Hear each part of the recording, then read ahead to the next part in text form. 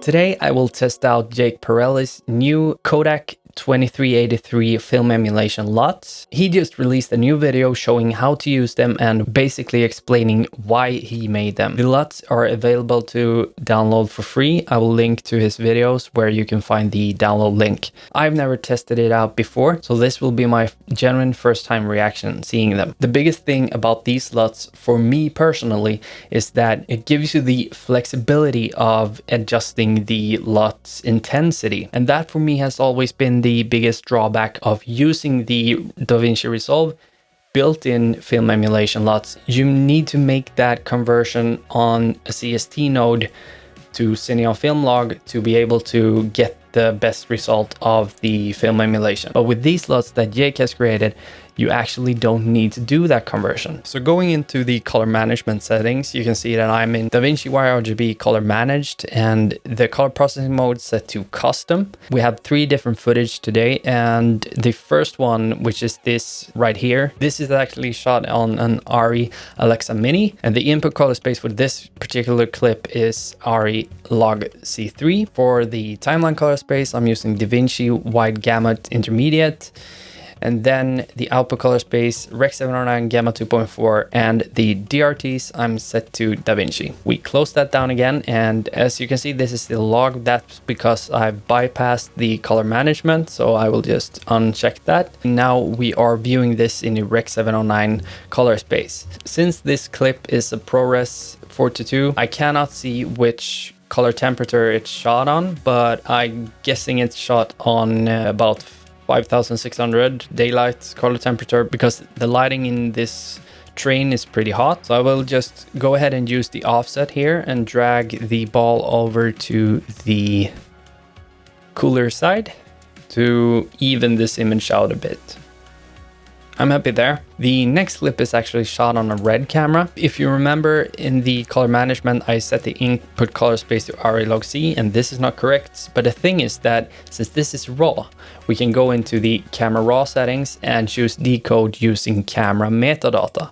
And that is actually going to decode this as it was shot with the metadata from the camera. What you see here is actually the settings from the red camera, even though we are set to ARRI Log C3 here. That's good to know. And if we take a look at the actual metadata here, we can see that the color temperature which this image was shot in was 5400. I would like to cool this off as well, but we can do it like this, that we choose decode using clip instead. And then this opens up the possibility of manipulating the ISO and some other adjustment. We can actually go in here and just adjust the color temperature down to what I would like to. So let's go way down until we get to 3200, maybe somewhere here.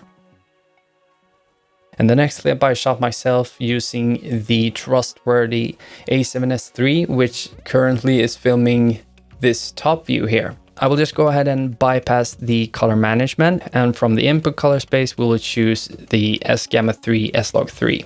This was actually shot a bit hot, so I will go ahead and cool this down.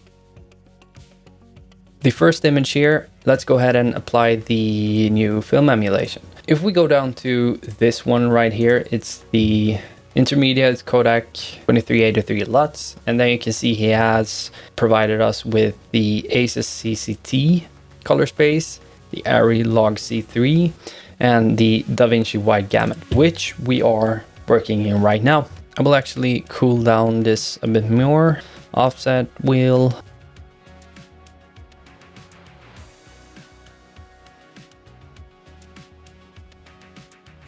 There. Maybe back a little bit, so there should be good. Let's add a new node. Let's go ahead and apply the D65 version to this one. This is what it looks like. I think it looks quite good. Now obviously the image is very hot, so let's go in and just drag it down a bit prior to the film emulation, somewhere around here.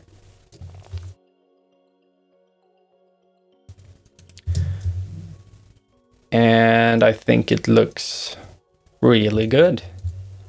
without and with. That's great. Let's just add that, and let's try to cut the intensity a bit. So if we go to the let's label the node as well. Let's go in and try to cut down the intensity. So key here and just output key, drag it down somewhere around there. Maybe need to adjust the image a bit then, but I think it looks awesome. As I said before, this right here, to be able to cut down on the intensity of the film emulation, is superb. Let's head over to the next clip.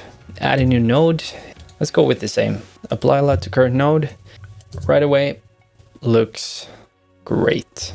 Maybe some small adjustments. Just go into the primaries and bring down the gain.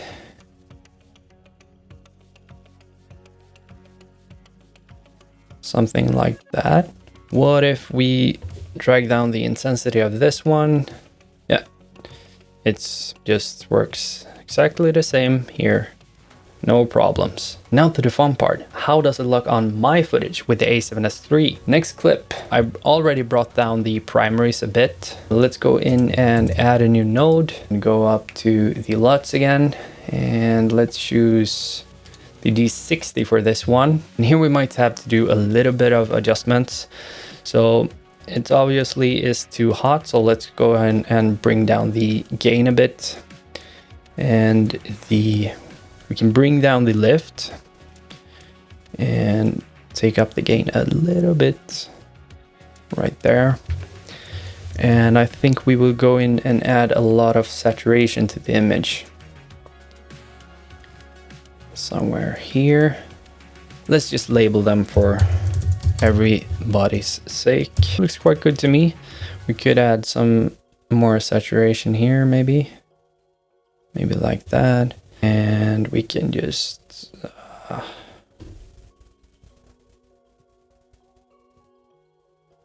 somewhere around here, and let's go in and just adjust some of the